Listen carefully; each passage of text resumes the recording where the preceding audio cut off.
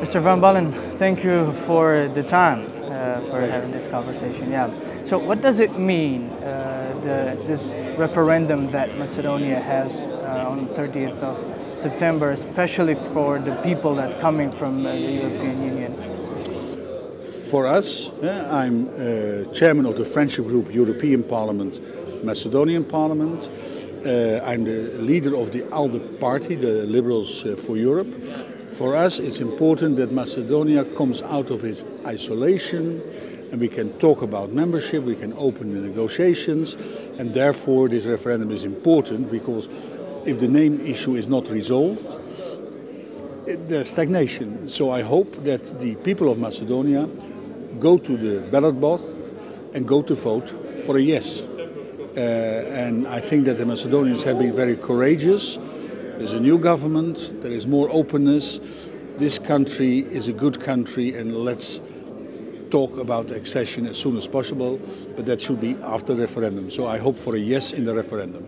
So you were the one introducing the Prime Minister Zaev giving his speech in the European Parliament. What does it mean for a Prime Minister from such a small country, not even in the EU, but wanting to be a member state? What does it mean for, as a significance for the first time to talk on his own language in the Parliament?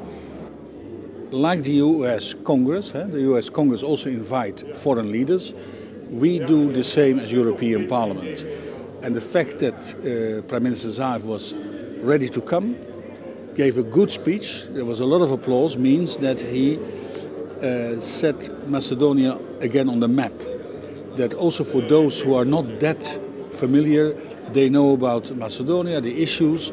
So it was a very important speech for Macedonia, but also for the EU. We are both friends and connected, so it's not that you're a small country, you're a country, and that's important. What's the key? When did the country transform itself from being isolated to its path on step away from NATO and maybe the EU? 15 years ago, Macedonia was in a good position to get negotiations, to negotiate with the EU about membership. But the name issue prevented that. I think the democratic election recently in Macedonia with this new government in which Mr. Zaev is Prime Minister and the LDP, the Liberals, participate and others, that government has brought an agreement with Bulgaria, an agreement with Greece.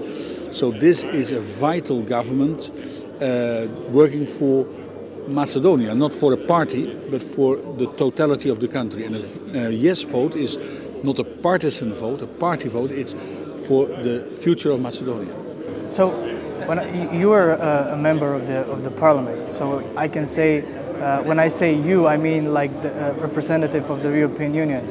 What will the country get from after voting on the referendum, and if the referendum succeeds?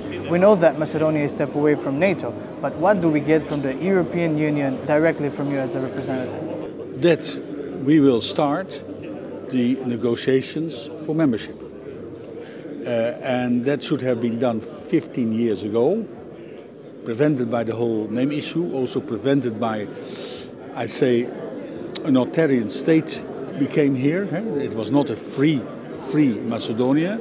Today it's a free Macedonia which has resolved the problems with the neighboring states. And that means that the moment the referendum is positive, we can start negotiating about the future of Europe and a place of Macedonia. One last question. We all say, I mean, all the political leaders that came into the country, some high representatives from Europe and the world, they all support the referendum. And like the Prime Minister and the government say, the referendum should succeed because the country needs NATO and the European Union. But there's always one if. What if everyone says that Macedonia is prepared to be part of it, but the referendum does not succeed? Does that stop all the... Well, we should take the voters seriously. So to say it has no consequence, but if that we say the turnout is below 50%, but if it's still a yes, that's a good indication for Macedonia's parliament what the population wants. So it depends. I hope that the threshold will be met. I hope that it is a yes. But even if the threshold is not met by a few percent, but there is a yes, I think the government can see it as a signal what the Macedonian people want. We have the same kind of procedure in the Netherlands. We call it an indicative referendum, so it's not decisive. We had it on Ukraine,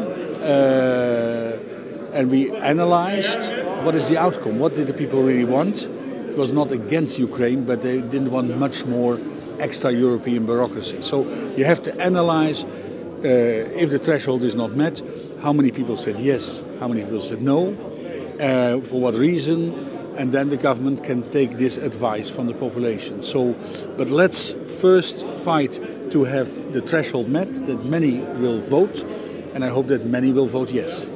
Thank you very much. A majority will vote yes, I hope. Yeah, thank you very much for the time. Pleasure. Thank you very much.